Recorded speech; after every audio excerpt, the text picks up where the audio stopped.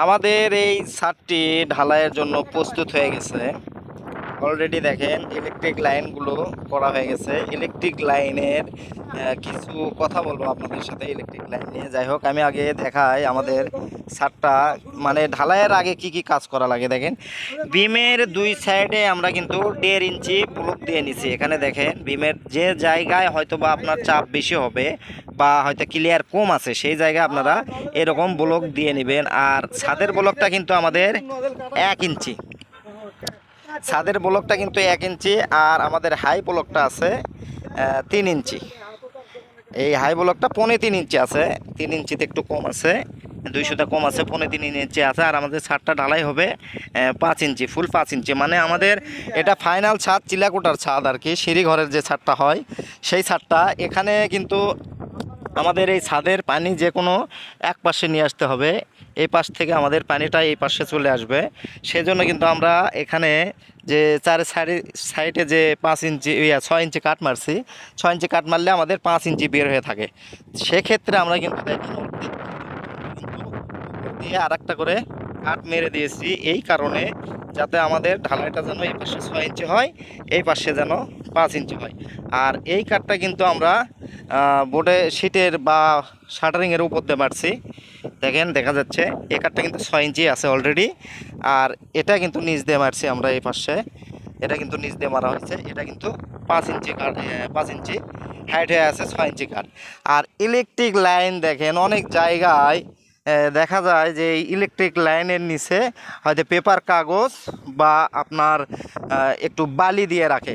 এই বালিটা কিন্তু দিলে কি হয়, দেখা যায় যে অনেক জায়গায় এই বক্সটা বোঝা যায় না। অনেক সময় বালির কারণে হয়তো বা সিমেন্টের যে চুরিটা পড়ে ঢালাইয়ের নিচ থেকে বোঝা যায় যে সিমেন্টের একটা চুরি পড়ছে। সেক্ষেত্রে কিন্তু আমরা যে বক্সগুলো কোথায় আছে এগুলো কিন্তু অনেক জায়গায় খুঁজে পাই না। আর এখানে দেখেন বিশেষ করে রং দেওয়া হয়েছে চারিপাশে, কিন্তু এই বক্সের সাইডে কিন্তু রং দেওয়া হয়েছে। এই রংটা কিন্তু আমাদের ঢালাইয়ের সাথে আটকে থাকবে।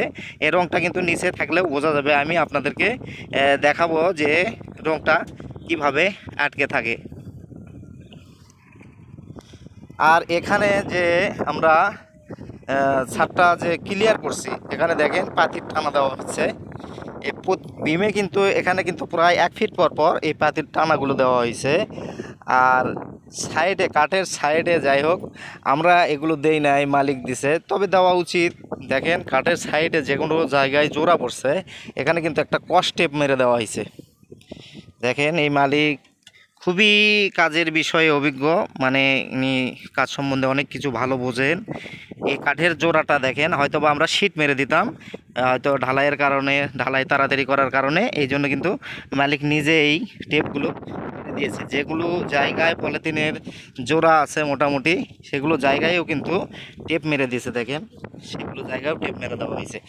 তবে কাজটা খুব মানে সুন্দর হয়েছে এই কাজটা, যে মালিক কাজ সম্বন্ধে অনেক কিছু বোঝে, অনেক কিছু জানে। যাই হোক, আমরা শুধু এই টেপ মারা যে কাজটা দেখতেছেন কাঠের জোড়ায়, এই কাজটাই শুধু আমরা করি নাই।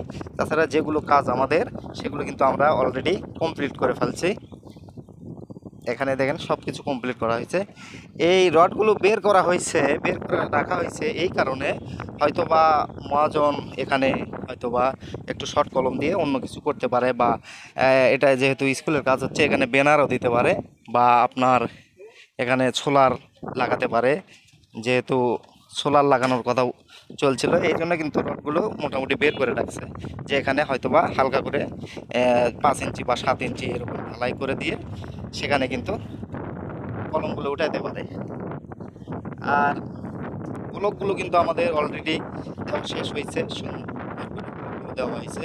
আপনারা খেয়াল করে দেখতে পাবেন যে কোনো জায়গায় কিন্তু ব্লক ছাড়া নাই।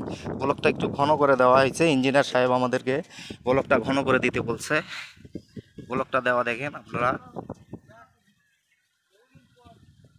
আর যে রডগুলো দেওয়া হয়েছে, রড কিন্তু আমাদের সব কিছু 10 মিলি 9 ইঞ্চি পর পর দেওয়া হয়েছে।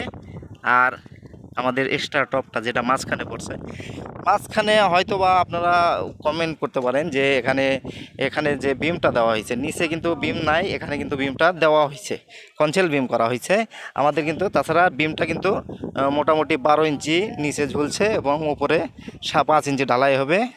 এই 17 ইঞ্চি আমাদের বিমটা হবে, মানে ছাদসহ।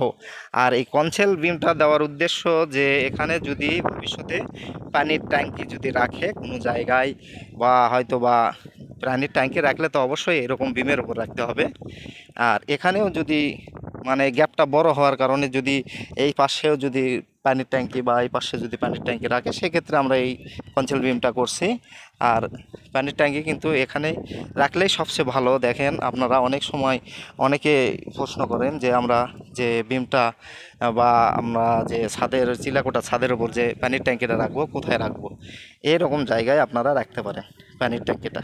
হয়তো এই কলমের গোড়ায় একটা রাখলেন, ওই কলমের গোড়ায় একটা রাখলেন, তাহলে লোডটা কিন্তু ভালো কলমগুলো নিবে, তাহলে আপনার ট্যাঙ্কি রাখতে কিন্তু কোনো সমস্যা হবে না।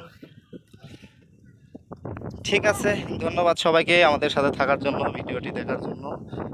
আমরা কিভাবে কাজ করছি অবশ্যই একটু কমেন্টে জানাবেন আপনারা, আমাদের কাজটা কেমন হয়েছে। আমাদের আজকে ঢালাই হবে, অবশ্যই আমরা সেটা আপনাদেরকে ঢালাইটা অবশ্যই দেখাবো। আমরা ঢালাই নিয়ে বেশি লাইভ করি।